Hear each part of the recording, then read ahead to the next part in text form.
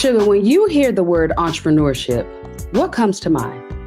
Is it the professional in a three-piece suit, the creative artisan covered in paint, or the innovative culinary genius?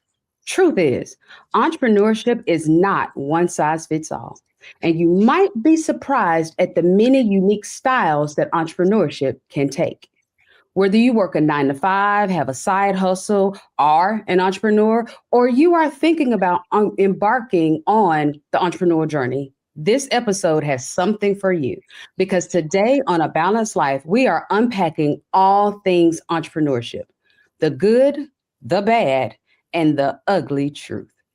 Joining us for this conversation are two people who have taken a very unique approach to entrepreneurship. Charlotte Avery and Pastor JT Johnson. Come on in, you two. Hey, everybody. Hey.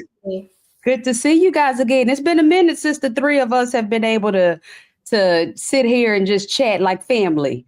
Yes, it's good to be seen. Yes, it is. I think today's topic is probably going to be one of the reasons why it's been such a minute that we've all been together. Sugar, you are in for a treat with these two and just the conversation that we are about to have on this topic of entrepreneurship. And now you guys know this. Now, for most people, entrepreneurship means one thing. You quit your 9 to 5 to work for yourself. It doesn't matter what the work is, be it content creator or cookie baker. Most people think that to be an entrepreneur, you have to quit your 9 to 5 and work for yourself full time. But truth is, entrepreneurship can take many shapes. I mean, just between the three of us, like we have so many different shapes and sizes of entrepreneurship that we even exhibit. So, Sugar, if you tuned in last week, you heard me say that I became a full-time entrepreneur after unexpectedly losing my good job. And after 2 years and 300 plus applications, God pushed me kicking and screaming into entrepreneurship because I didn't want to do this. Okay, this was not my plan. I did not think this would be my ministry, So to start the conversation, guys, let's unpack the many shapes and sizes of entrepreneurship and why we chose to live an entrepreneurial life. Now, anyone just jump in and share your entrepreneurship style and what attracted you to entrepreneurship? So that's a really good question. So for me, one of the things that attracted me to entrepreneurship is the fact that I, at the time when I decided to start my company, I was a wife and I had 4 children. And I had one on the way. And I started to become, I was in a season of wanting to do something that was my own, that did not just encompass my husband and my children and me, being a wife and mom all the time. And so when I started writing books, I started my company because I wanted to be a self-published author. Not knowing that was going to, put me into motivational speaking and coaching and consulting and being a parent and family expert. I'm expert for media. And so it was a way for me to start something that was really my baby outside of my husband and my babies. Because I was kind of at a point in my life where I was dealing with the what about me's because I call those the whams, the what about me's. I was, taking care of everything and everybody. And I knew that God didn't just give me, an undergraduate degree and a master's degree for nothing. But the way that he did it, I mean, what I do for work and as an entrepreneur actually has nothing to do with what I even got my degree in. But I just reinvented myself, and that's how I became an entrepreneur. Absolutely. Because Charlotte is our mompreneur. Okay. Yes, she is. Mom, what is it? Wife of 1, mom of 7. Yes. And the fur baby now. Yes. And now we have a fur baby named Blue. Yes. Yeah. You're the ultimate mompreneur. Absolutely. JT, what about you, honey? Yeah, I guess I will pick up right where Charlotte left off about reinventing yourself, right? My situation is kind of interesting as everybody know, I pastor the Word Church here in the city of Houston. But my branching off, so to speak, to become an entrepreneur really was birthed, just as Charlotte said, really in a space after I started to write books, and really was moving with the books and speaking and talking. And I saw a lane that I really didn't see a lot of, I would say, clergy embracing. And that was really looking at being able to be just as sharp on Monday as you are on Sunday. And looking at that marketplace ministry, so to speak, and really developing leaders as well as corporate leaders, secular leaders, as well as church leaders. Looking at how my transition happened, I started on home base, right? I birthed Increase Me, and the Me is momentum effectively. And it was really an opportunity to train church leaders. But then as I started to see church leaders leaving from my trainings and applying what they got from my trainings and getting promotions and elevations at work, I was like, hey, this is something that we really need to tap in. And so now, years later, I'm more in the corporate space than I am in the church space. But I continue to keep both open. Just this past week, being in a space at the top of the week, training pastors, and then the middle of the week being the keynote speaker at a violence and prevention conference here in the city.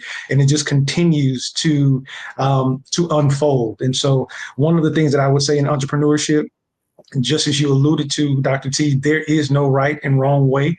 And as we continue to talk today, there is an ongoing evolution of what this space looks like. And I'll stop right here with this statement.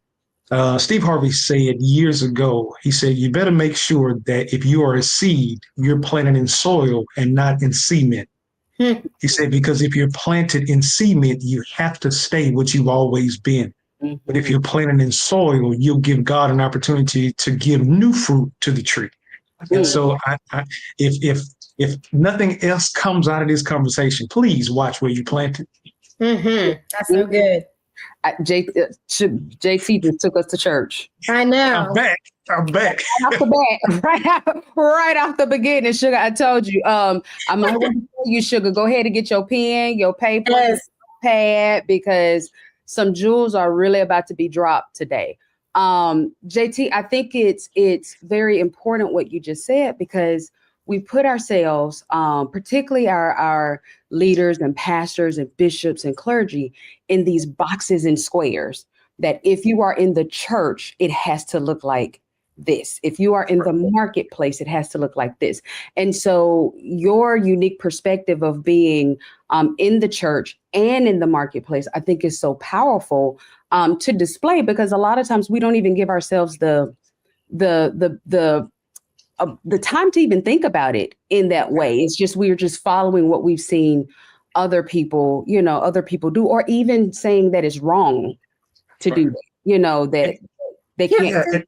You know what? So for me, I think what I'm finding, especially as the generations, as we evolve generation to generation, I was literally just having this conversation with somebody the other day, and I was telling them that in ministry, because, my husband, is a pastor, and, we're both licensed in ministry. But one thing I was telling somebody is the way our generation is doing ministry today, we're not the generation that feels like we have to die in the church. We are not the generation that feels like we're going to die and not have a 401k, and we're not going to, be really we're not. So let me just speak to myself. I'm not losing my family for the sake of ministry. I'm not solely depending on the church to be, my bread and butter or anything like that. And so God has gifted, put other gifts and talents in me to, out in the marketplace, as a consultant, as a writer, as a motivational speaker, as somebody who goes to schools and does assemblies and, different things like that, and coaching women. And so there's nothing to say that everything that I do is not ministry in and of itself. It is. It's just I'm doing ministry in a non-traditional way outside the church walls. But our generation, we have seen the demise of families. We have seen, the demise of families and people wondering, well, you're losing your kids and your family and your marriage because it's church all day, every day. But I think because of what our eyes have seen and what our ears have heard in those circles, we have decided as, ministers of the gospel to do ministry differently in some ways, but also realizing that we have more to offer people, and real ministry is not just what you do inside the church walls, but what you do outside the church walls. And you have a right to get paid for that work. Absolutely. Absolutely. And I'll take it a step further to say, going back to what you mentioned, Dr. T, about us not having time.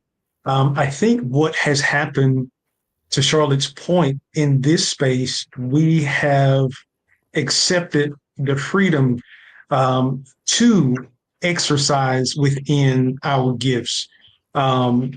There's so much more to the fivefold ministry than to just on Sunday have a great oratorical speech and then you leave and you go home. But there's so much more that goes with it. Matter of fact, the topic that I talked about with the Violence and Prevention Conference was looking at faith in action. And so I kind of gave it a subtopic to say from the sanctuary to the streets, and really looking at how we're able to bridge the gap and take what we do on Sunday into the communities on Monday through Saturday. And I always say that church service is 2 hours, or if you're Pentecostal, maybe 4 or 5. But serving, when the church is serving, that's from the benediction to the call to worship. But in that space, there are so many ways that we could be impactful to our community. And then again, it just opens up a door for entrepreneurship, because there's so much that we could do as a community for the community.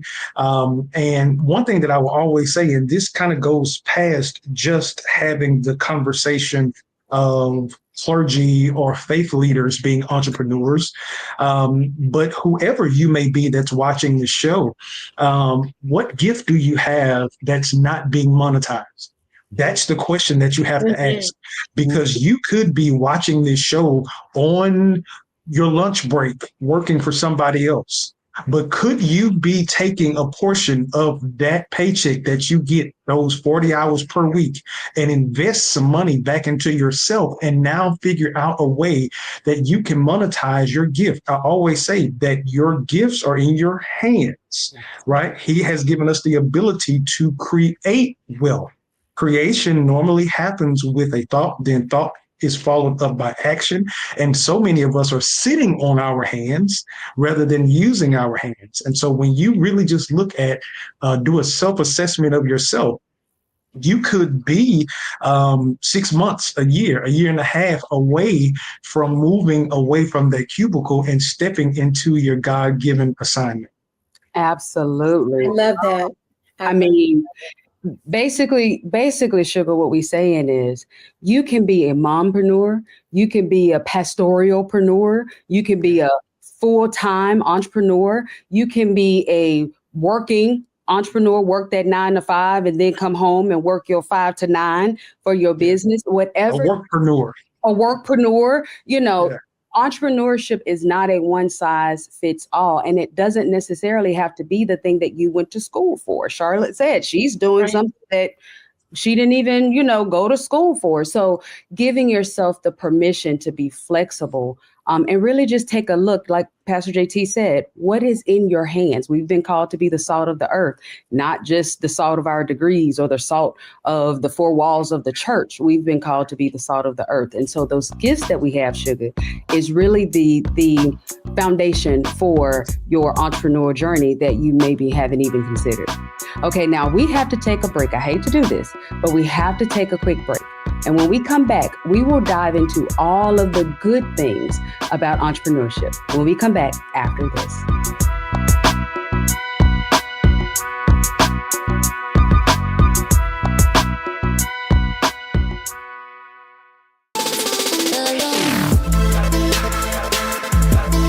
y'all. Welcome to The Other Side of Change, only on the Black Star Network and hosted by myself, Bria Baker, and my good sis, Jamira Burley.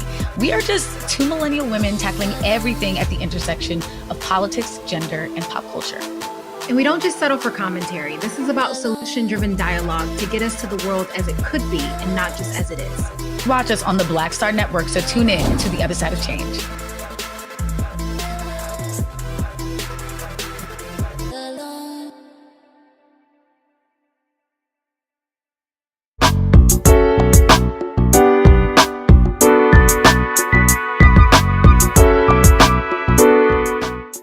Welcome back, Sugar. Now that we know that entrepreneurship comes in many shapes and sizes, let's dive into all of the good things that come with entrepreneurship. All right, let's bring everyone back in for this conversation. Now, we know that entrepreneurship has many benefits, and we often talk about the freedom and flexibility of entrepreneurship. But what I want us to share with the viewers are some of the unexpected good things that surprised you about entrepreneurship. So whoever wants to go first, tell us, what were some of the good, unexpected benefits that you found from being an entrepreneur? So for me, one of the unexpected benefits that I found in, in being an entrepreneur was not just my flexibility. Well, it was my flexibility in my time, but it was also my ability to be able to really see myself soar in a different way. Especially in what I do. You know, my master's degree is in sports medicine. And for a long time, I thought that that's what I was going to do. I was going to be riding and dying, in sports medicine. Now, to see that I'm able to see my creativity, whether it's writing books or speaking or, preaching or whatever, but to really see myself, my own evolution. And it has really been something else, because I've been doing this for 16 years now, and everything has been from one season to the next season to the next season, but it's also been one elevation to the next elevation to the next elevation. And it's just really been something to see, to even watch my own self, my own metamorphosis, but also even to see the beauty of my own family and my children, not seeing me as just, yes, I'm always going to be their mom, but even for I just did an event this past weekend, and one of my daughters went with me. And, she just was like, Mom, you're really amazing. It amazes me to see all of the things that you do. And even that was unexpected, because what I do now, I never saw myself really doing. Yeah. But even to hear my children talk about me and to boast about the work that I do, it really tickles me sometimes. So I think that's something that's been very unexpected for me. Yeah. Those are, and Charlotte, to hear that, it kind of made me reflect as well on, just being in a space of self-discovery along the way. Just as you said, you've been in it for 16 years. Really being in this space, I kind of feel like I've been here all my life, being a kid preacher, and then just kind of morphing into who I am today.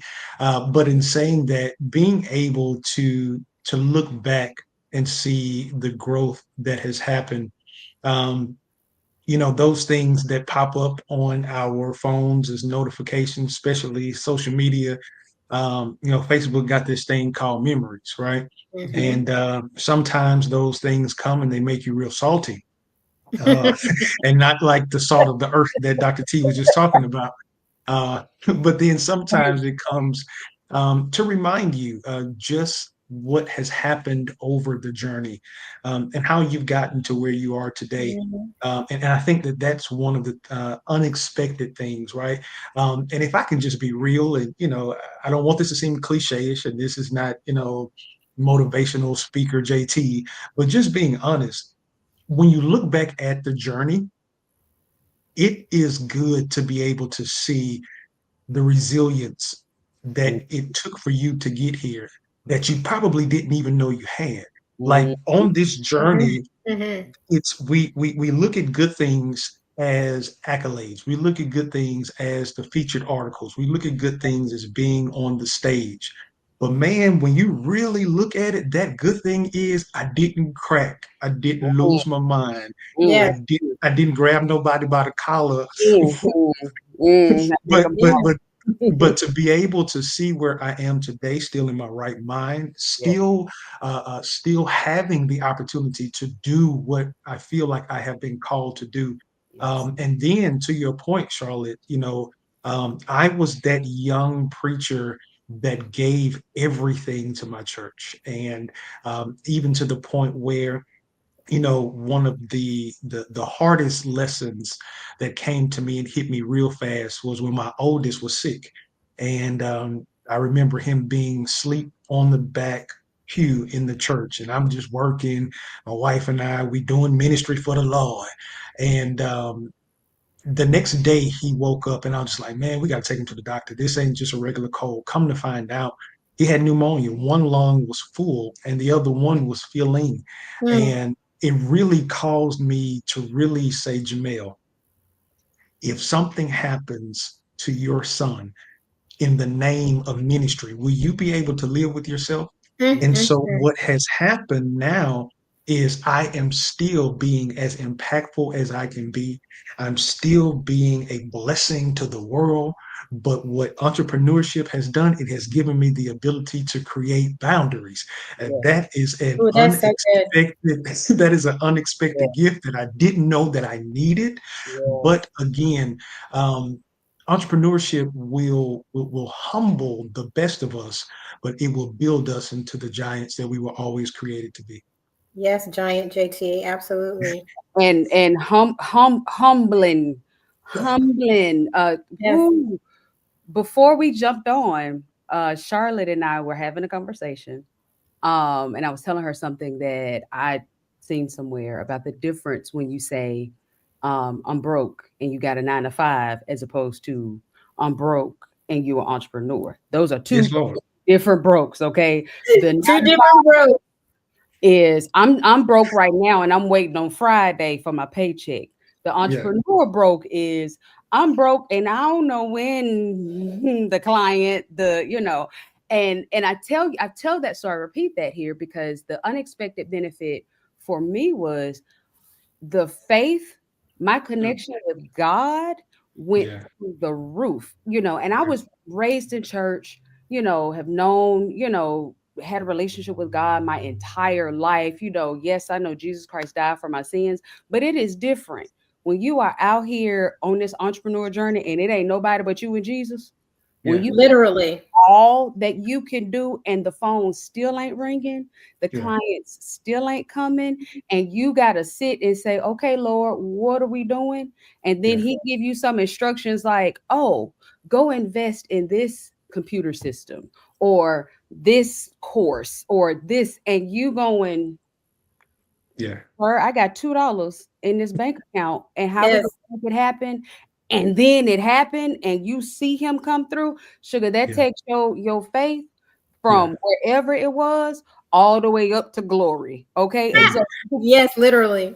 that was the unexpected benefit for me, was just seeing how God moved and how he has used not just the gifts he put on the inside of me, but to pull out the things that I didn't even know was on the inside of me for his glory. And all I yeah, had to do was just truly, how they say, put on the armor and stand.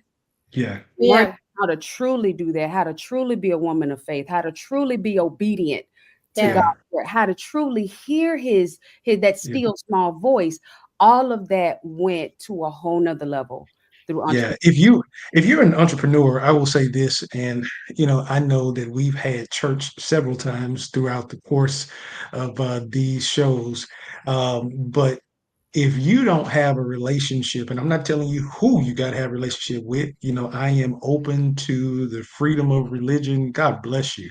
But I'm telling you, if you are an entrepreneur, it better be somebody that you can close your eyes and talk to Mm-hmm. because there has to be some type of grounding that keeps you sane, because again, it is a journey, and unfortunately, we live in a day where our lives are like ESPN, right?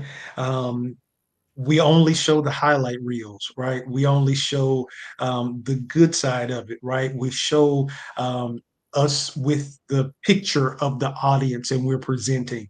But we don't show how many times we had to pitch for that space, or we had to send in abstracts to get an approval from a committee and we got passed over. We're not showing, after the book comes out and we have the book signing, we're not showing the grind that it took for us to get there.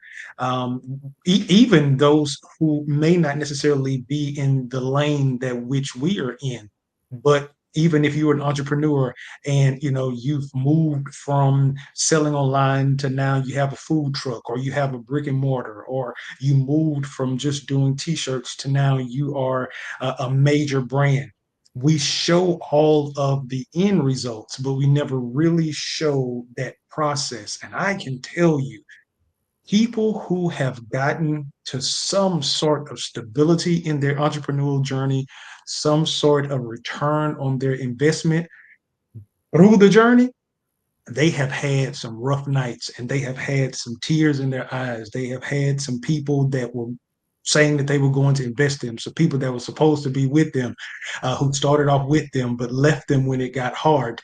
And to be on the other side of all of that, you can't do that in your own strength. You have to have something that is anchoring you, that is able to push you on those days when life is trying to pull everything out of you and it leaves you gassed.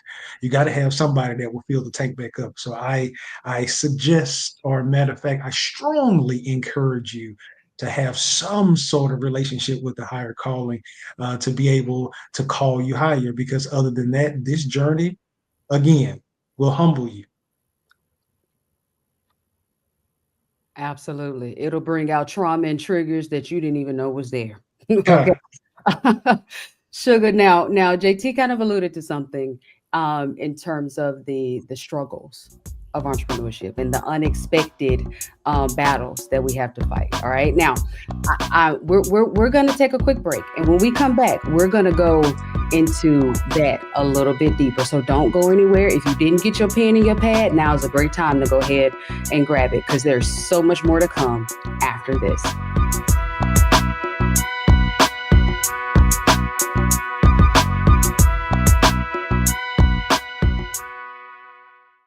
Hello, I'm Isaac Hayes III, founder and CEO of Fanbase, and I'm here with a very important message.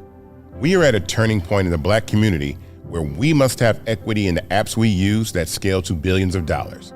But this time, we own the infrastructure, we own the culture, and we shape the future. And Fanbase is the future. Fanbase combines the free functionality of Instagram, TikTok, and YouTube into an all-in-one platform built for the evolution of social media and monetization.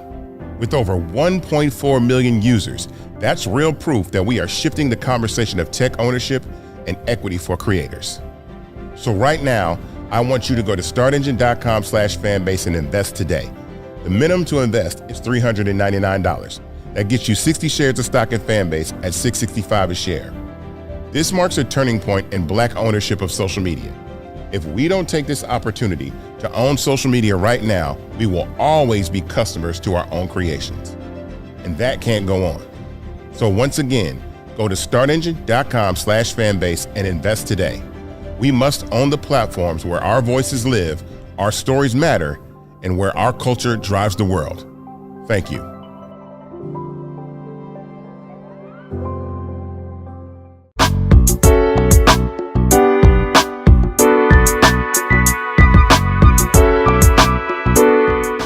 Welcome back, everyone.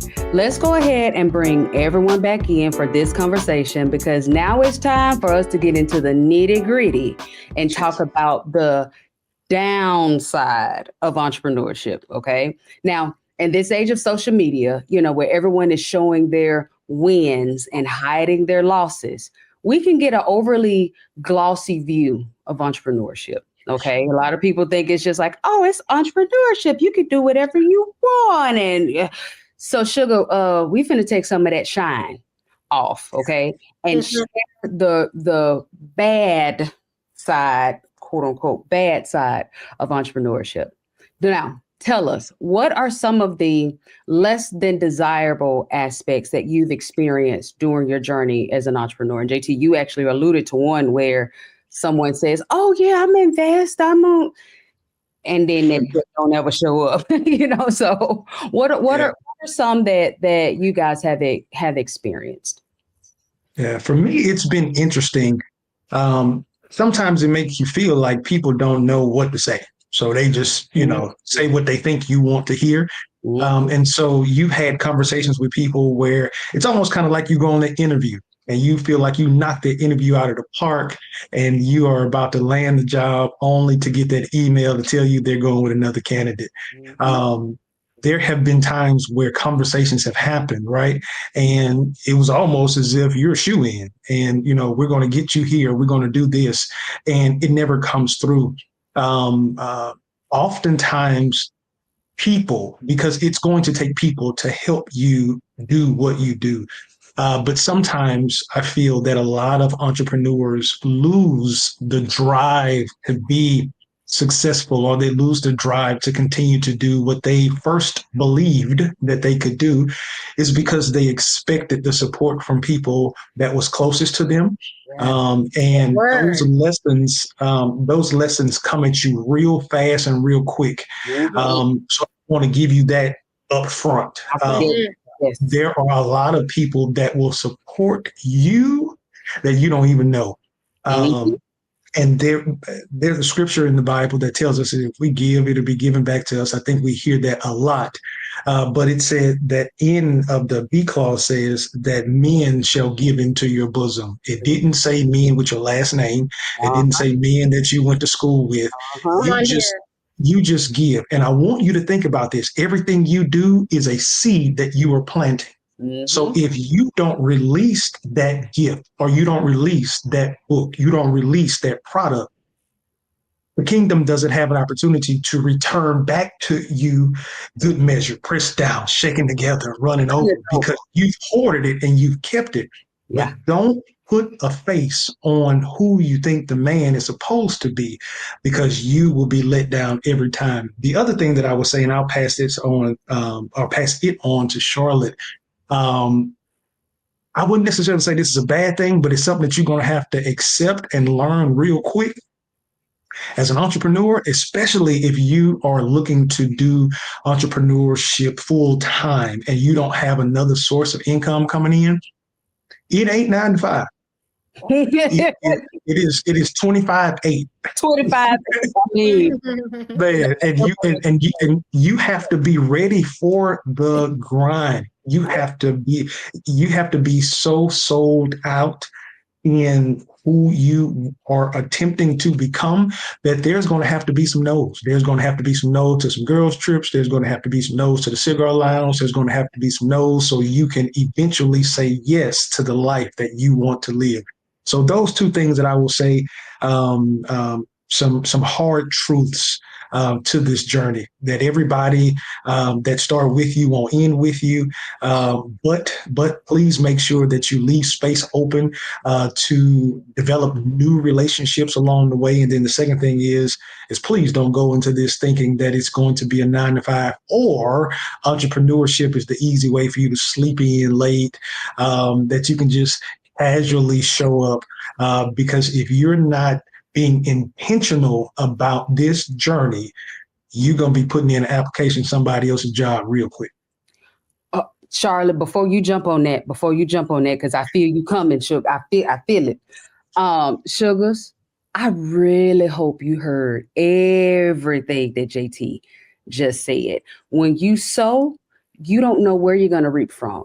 It usually does not come from the same place you sowed. So if you're giving them something because you're expecting them to be the one to give it to, don't give it. Because it comes from various places. You may sow over here and reap over there. Just make sure that you're sowing and serving. How are you sowing and how are you serving? Before God blessed me with my business, I had to serve in another business. Okay. So sewing and serving. And they're working hard. Sugar, this ain't for the faint of heart. Don't come out here in this entrepreneurship if you think you just want to do it because you want to do whatever you want to do. That's a rebellious spirit. All right. Discipline. It takes OB. I work harder for myself than I ever did for the man. Okay. You have to be ready to put in the work. Yes, take breaks. Yes, make sure that you are doing what you need to do to stay healthy, happy, and whole. But you got to be ready to do the work. So if you're thinking about entrepreneurship just because you don't want nobody to tell you what to do, let me tell you something, Sugar. My business tell me what to do every day. Okay. Every day. It tells me what to do. Okay. So you can't don't think that this entrepreneurship because you see other people jet setting and it's all. No. Okay. Now, Charlotte, there you go. Come on, Charlotte, add to it. So I really want to speak to the women who are, whether you're a wife and a mom or whether you're not. One thing that entrepreneurship, well, there are a few things that entrepreneurship have really taught me. As you all know, that has been previously stated, I'm a wife and a mom of 7 children. And one thing that I learned about being an entrepreneur is one, to manage my level of expectations, manage my level of expectation of people, and manage my level of expectation of myself. Because as Pastor JT was saying, the people who you think are your people really are not. Like you think, oh, my friends and family, they're like really happy that I'm starting this business and they're going to support me because they said that they're going to support me or whatever. Well, you may have written a book that does not resonate with them. And you're thinking, well, these are my people, they're my friends and my family, and they're going to buy my book because they want to see me win. And they're not, because your book does not resonate with them. But when you're managing your level of expectation, they might not be purchasing your book, but they might be your cheerleader. That's one thing. The other thing that I had to realize is, because I am a wife and a mom growing a business, I had to realize what blending looks like. So, of course, our show is called A Balanced Life, but, people who know me say that I don't balance my life, I blend it. And blending is about it's not about to-do lists, it's about my priorities. I have a business and I'm doing all of the things that I need to do to run that business.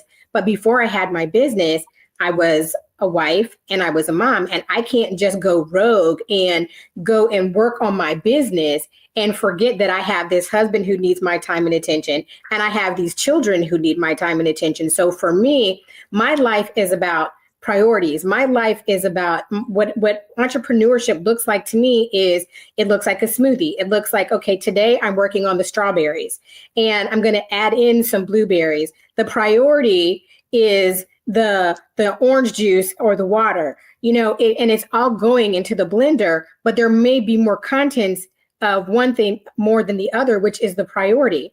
So I can't just let my household fall apart because I'm working on this business. I still have to manage my business. I have to manage my husband. I have to manage my children. I have to manage my health. I have to manage who I am spiritually. I have all of those things to do, knowing that sometimes something might go lacking, but it doesn't mean that I'm not still taking care of the things that I need to take care of.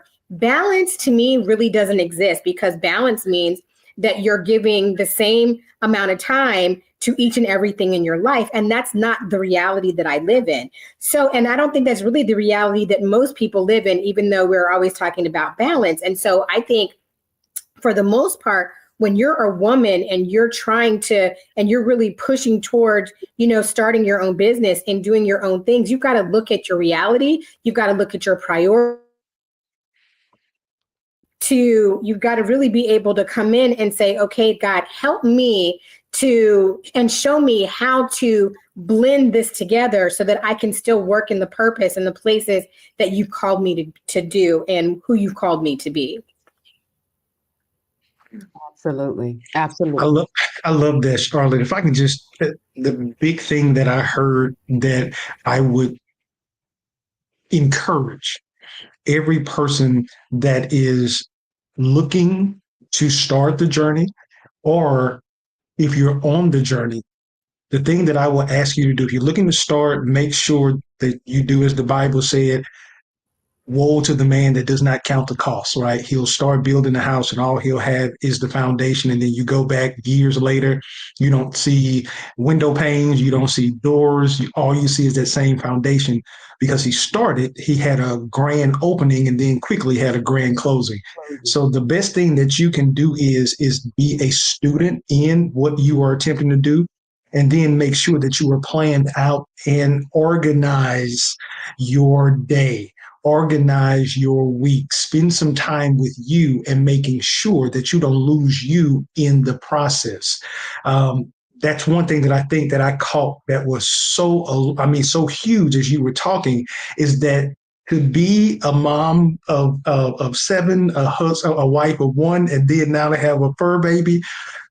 That's entrepreneurship all in itself. That's waking up in the morning and that's knowing that I have a responsibility. But then I also have a responsibility to myself. I have a responsibility to my business. I have a responsibility to my clients.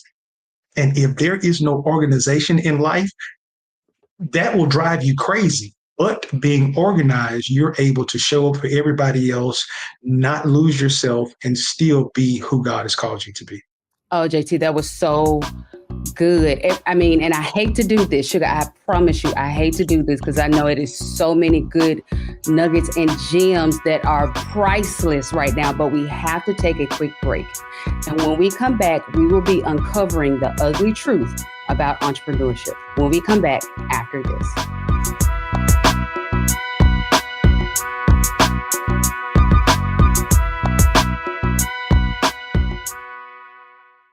Hello, I'm Isaac Hayes III, founder and CEO of Fanbase, and I'm here with a very important message. We are at a turning point in the Black community where we must have equity in the apps we use that scale to billions of dollars. But this time, we own the infrastructure, we own the culture, and we shape the future. And Fanbase is the future. Fanbase combines the free functionality of Instagram, TikTok, and YouTube into an all-in-one platform built for the evolution of social media and monetization.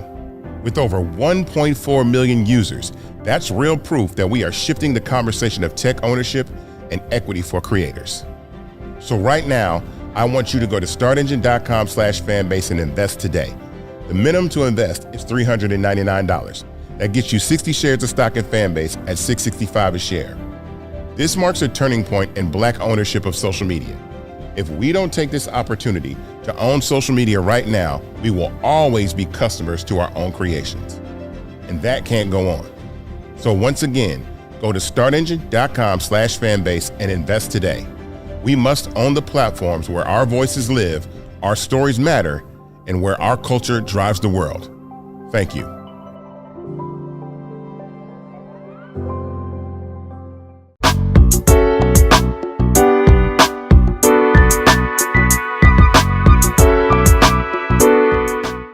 Okay, Sugar, we have been talking about entrepreneurship, the good, the bad, and now it's time to get into the ugly truth. Come on in, everyone.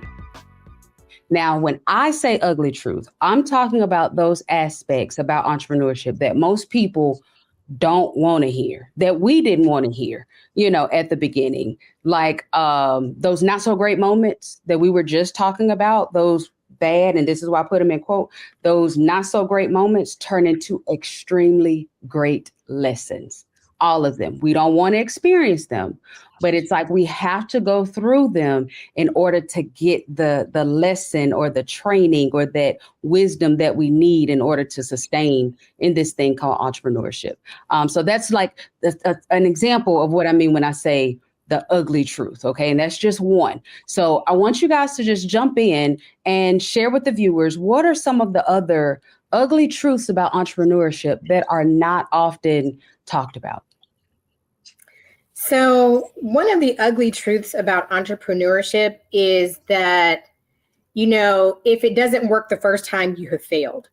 And that is not necessarily true. You just have to rework it. And also, that one of the other ugly truths is that if you are a workpreneur and you're somebody who's working a 9 to 5, sometimes people think, well, in order for me to be a successful entrepreneur, I've got to quit my job. And you don't have to necessarily quit your job, because you need your 9 to 5 to probably support your entrepreneurial journey. Mm-hmm. And so sometimes, people will work with coaches who are like, well, if you're going to be successful, you just got to quit your job. I do not subscribe to that. Mm-hmm. I say, if your job is allowing you, is making you the income that you need to support and start your entrepreneurship journey, then do that. And then guess what? Then you'll get what is the word I'm looking for? The latitude to then say, okay, well, I'm going to decrease my hours here in my 9 to 5. So then I can give more time and venture out in my entrepreneurial journey. And so working a 9 to 5 doesn't mean that you cannot be a successful entrepreneur. And the other thing that I want to say is that, one of the other ugly truths that I have found is that, so first of all, let me just tell you the truth. Entrepreneurship is hard. Mm-hmm. And it's going to take a lot out of you. And sometimes people are like, well, I don't want to wake up with bags in my eyes. Entrepreneurship means that you're going to keep late hours. I tell you what, for me, because my life is set up the way that it is, I keep a lot of late hours. Some of my best ideas come in the dark, when my whole house is quiet. And so sometimes you have to keep late hours. Sometimes you have to work overtime. Sometimes you've got to really get down and dirty and do some of the things that you really didn't think that you were going to have to do to really see your dream come to pass. And there is nothing wrong with that. And guess what? There's also nothing wrong with saying, this is not working for me right now. And so I was doing this 9 to 5. I stepped out and I chose to do this entrepreneurship thing full time. But guess what? If something like the pandemic or something happens and it impacts your business, then it means that you might just have to go back to work. And going back to work, my friend, does not mean that you failed. Mm-hmm. Oh, it was so much you said there, Charlotte, but I definitely want to make sure that the sugars heard when you said about working a 9 to 5 and still being an entrepreneur. As a full-time entrepreneur, the only reason I was really able to, again, let's be clear, God kicked me into this thing, kicking and screaming. I just want to make sure that we're clear about that. But because I'm married and my husband, has a good 9 to 5 with some good benefits, I was able to have the latitude to be able to really follow what God was telling me to do while still having the stability of just kind of the basic needs, the insurance and, some of those basic things. Mm-hmm. So that's one of the benefits of keeping your 9 to 5. So you got some health insurance, yes. You can make sure that the bills are paid while you are growing your baby, at the same time. So you're absolutely right. You have not failed because you have a 9 to 5 or that you had to go back to a 9 to 5. Having a 9 to 5 does not, eliminate you from calling yourself an entrepreneur. You're still an entrepreneur, even with a 9 to 5. Yeah. Absolutely. One of the ugly truths about entrepreneurship that I really would like to expose is that the field is full of hustlers. There will be people that will show you or try to prove that they have the blueprint and they want to sell you their course. Mm-mm. And you're so excited to run out and get their course or go to their Mean Girls conference that you end up investing more in what you want to be a quick way of getting to the finish line than investing in yourself. I want to go back and double down on what Charlotte said. I want to make sure that this is overstood before we get off of this show. Entrepreneurship is hard. So that may be the ugly truth. Entrepreneurship is hard. But if you are intentional, if you are consistent, if you're resilient, but then this is another word that I want to throw out.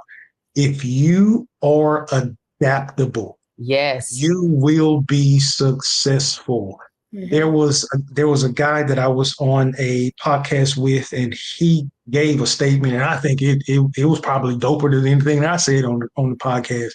But he said, "Adapt or die," and then he gave the example of Netflix. Right, when we look at Netflix and how it started, and we were getting DVDs mailed to us, and then having to mail the DVDs back, and then seeing the shift, and now Netflix is the largest streaming platform in the world. Well, they adapted. But then we look at Blockbuster, who still had those same DVDs, who still had those same VHS tapes. They have tried to reinvent themselves over and over and over again, but they haven't been successful because they felt like they were the creme de la creme. They were planted in cement. And then they tried to snatch that seed up and try to change. But you have to be adaptable from the beginning. And I will end with what Charlotte said. It's okay if this didn't work. I think that somebody probably needs to hear this, maybe proactively letting you know that it's okay if it doesn't work. You're not a failure. It failed. But learn the lesson, apply it next time, and come back with that experience, but not with those emotions. Or if it's somebody in it right now, and you're just trying to save face because you don't want to be embarrassed on social media, you don't want your family talking about you at the family reunion, man, forget them people. Because you're going to fool around and have a nervous breakdown trying to hold on to something that is literally sucking the life out of you. I don't want you to hold on to that gallon of milk past its expiration date and you're just holding on to it just so other people can see that you still got it. And then every time you open it, it is causing you frustration. It's making you sick. It's making you can't go to sleep. You have to know for you when it's time to say yes, or you have to know for you when it's time to say no. Because at the end of the day, if you stepped out into an entrepreneurial journey, that was a conversation between you and that man upstairs. That's it. And if that man is telling you, put a pause on it right now, let's go a different direction, let's stop it, or let's come back to it, the best thing for you to do is be obedient, because I'd rather you be obedient and keep yourself intact so that man can use you again than to be disobedient and you may fast forward your time here on earth. Because I've seen some people have heart attacks, have nervous breakdowns, trying to do something that it could be next season and not this season. This season could have been a season of preparation. Next season could be the season that it pops. But I don't want you to pop in the process. Ooh, that don't pop in the process. Guys, I really, there's something that JT, that you said, bring us all, bring me and JT back in, because I want to pick up on something that JT said. And you didn't say this, but you said this. When you was talking about Blockbuster and Netflix, and when you were saying, forget them people. Okay, I'm gonna connect these two. I don't know how many people know that Netflix originally approached Blockbuster and wanted Blockbuster to buy them out. Yeah. And Blockbuster, being haughty, said, no, we're Blockbuster. We're not doing that. They had their pinky out. They did. They had their little sophisticated pinkies up. Exactly. And we know the rest of the story, where Netflix is now and where Blockbuster is now. Yeah. The thing I want you to take from that, Sugar, is that the ugly truth is we need strategic partnerships. Yes, ma'am. If Blockbuster would have strategically partnered with Netflix when they came to them seeking a strategic partnership, what could have happened? We all still would have had that blue Blockbuster card or some form of it. Yeah. But when you either refuse partnerships or when you hold on to the wrong partnerships. So as you said, JT, if you worried about what this person gonna think or what my family gonna think, or just because of time or just because of title, that may not be your partnership. That person may be connected to your history, not your destiny. Yeah. So Yeah. we have to make sure. The ugly truth is we none of us arrived here together. Yeah. We all have partnerships, but you have to make sure that they are strategic. You have to make sure that it is the person that is in alignment with you in this season and with the destiny of where you're going, that there is an iron sharpening that's happening. And this jumps back to something we said earlier. You have to be humble.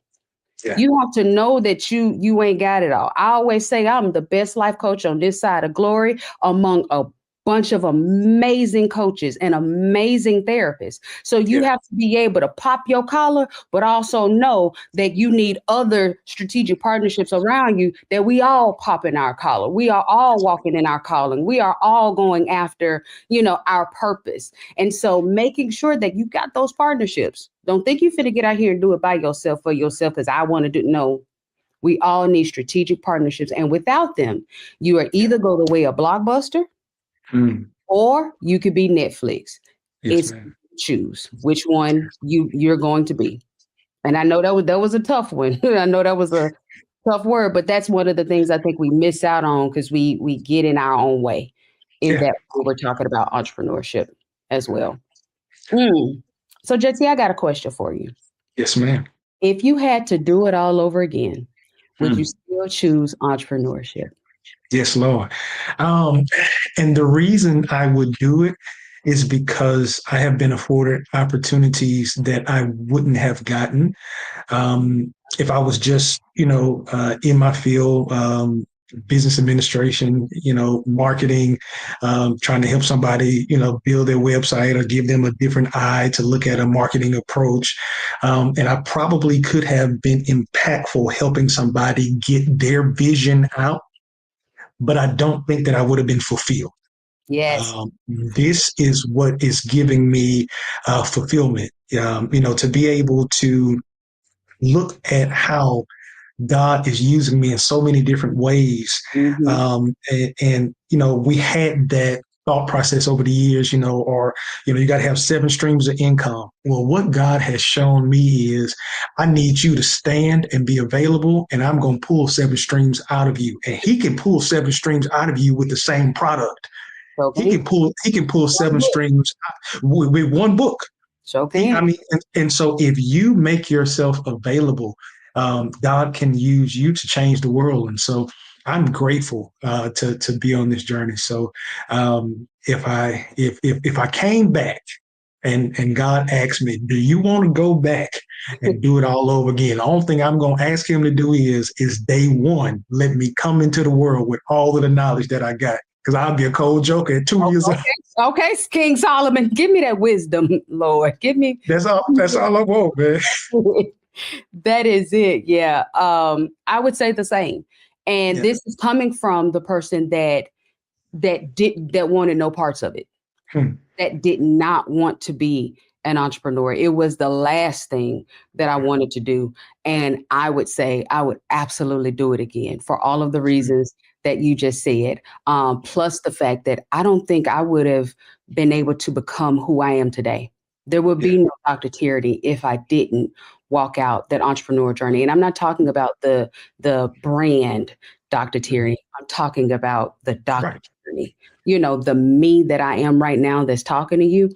Without entrepreneurship, she does not exist. So I would absolutely do it all over again. And I'm grateful that God drugged me kicking and screaming over here onto this entrepreneur journey. Okay. I'm glad he did too. I'm glad after your temper tantrum. I sure had them. I had several, quite a few of them if I'm just telling the whole truth. But yeah, and even as we're saying that, entrepreneurship is how I was able to strategically partner with you, with Dr. Jackie, Charlotte Avery. So I wouldn't trade any of it for the world at all.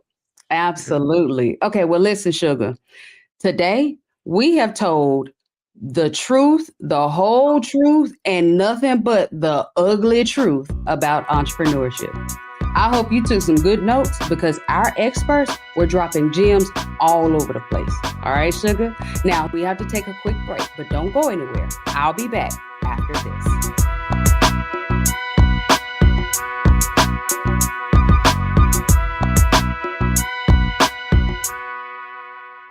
What's up, y'all? Look, Fanbase is more than a platform. It's a movement to empower creators, offering a unique opportunity for everyday people to invest in Black-owned tech, infrastructure, and help shape the future of social media.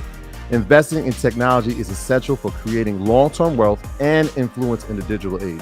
The Black community must not only consume tech, we must own it. Discover how equity crowdfunding can serve as a powerful tool for funding Black businesses, allowing entrepreneurs to raise capital directly through their community through the Jobs Act.